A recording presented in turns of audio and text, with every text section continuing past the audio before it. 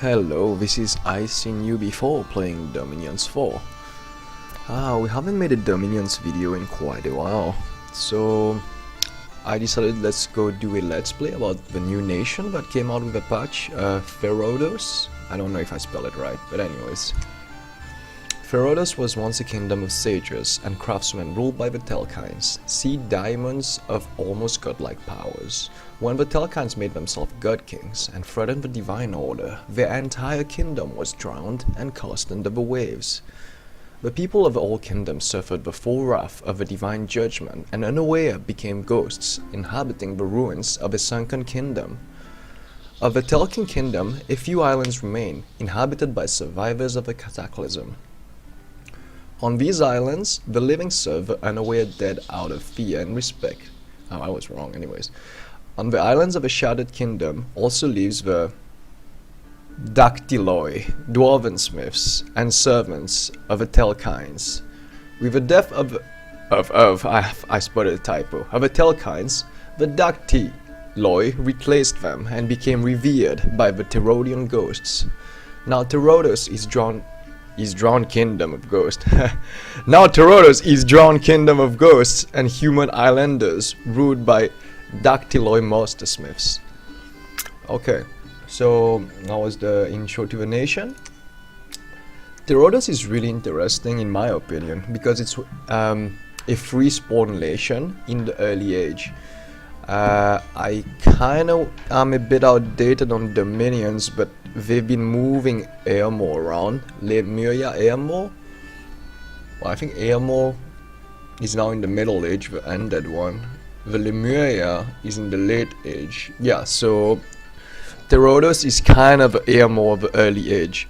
But the difference is those guys kinda need some balancing right now because the dumb kill and the ghost unaware, they tried to theme it around, yeah, your kingdom is slowly dying and withering away, but as you expand you get income to do alive people stuff.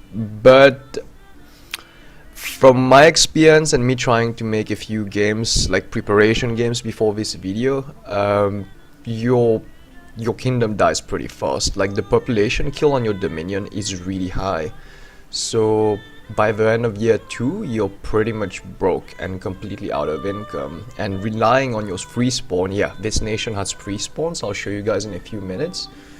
They tend to fall off later on because as units get more magic resistance, they have weapons called spectral weapons which can be negated by magic resistance, so they end up just being a banishable wall. Anyways, so I tried the Ghost King and the Father of Minions, and both of those guys worked pretty well. For this one, I believe I'm going to grab either the Father of Minions or the Ghost King. It's kind of a hard choice, but let's just try with let's go with the Ghost King. Yeah, let's go with the Ghost King. Yeah, I'll go with Father of Minions again. Yeah, I had a bad run, but that's another story. So, we're gonna put his dominions to barely 5, if not 4, one between the two. The reason is the more candles you have, the faster the dominion kill will happen. By dominion kill, I mean population kill, my bad. So the more candles you have, the faster your population is dying, and therefore the faster your income is going away. Because of this strategy, I am not going to put any order in. Yeah, I'm gonna be broke for a while, so I'm gonna go for just turmoil 2. We're gonna put sloth 1 for the philosophers. Yeah, I'm gonna show you guys in a minute. We're gonna put just cold. Yeah, cold or hurt. It can be either cold or hurt depending on the strategy you're planning, but since we have a lot of water casters, we'll probably end up with water minions with cold resistance, so therefore I'll just go with cold 3.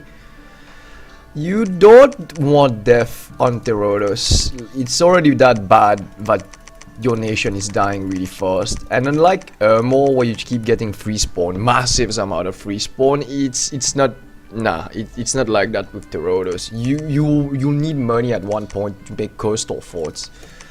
So personally, I tend to let it on either 1 or 2. I'll probably leave it at 1. You want luck free. Therodos has one of the best heroes in the game, at least for early age, in my opinion. And because of the research, we need lots of research. I'm debating between magic 3 or 2. I usually go for 1 with other nations, but with Therodos you can afford it. Magic 3 tends to unlock a lot of bad events. If you have random events, having magic 3 unlocks another category of events. You can have good things and really bad things. So I'll just leave it to that for now and work on the magic buffs. We're going to take Def 5 because as you can see, he has no fear.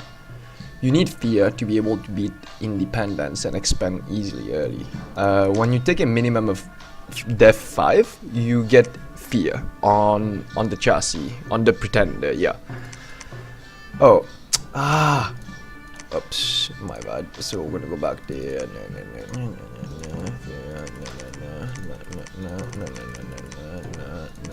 There we go. Okay. So we're going to take a Def 5. I am going to take a 4-4 because of our curators. This might be super optimal. Like, it might not be super optimal in all honesty, but it worked fine. Should we get water 5 or fire 5? Oh, 1 more candle. Not enough. Okay, I'm kind of indecisive right now. New cost is 60. If I do this and this, no, okay, not worth it. Okay, let's get fire 5. That's kind of a filler point, so I'm at the best design point. Now, the reason why I'm creating a god like this is if I'll just summarize it quickly. So let's open this. All right.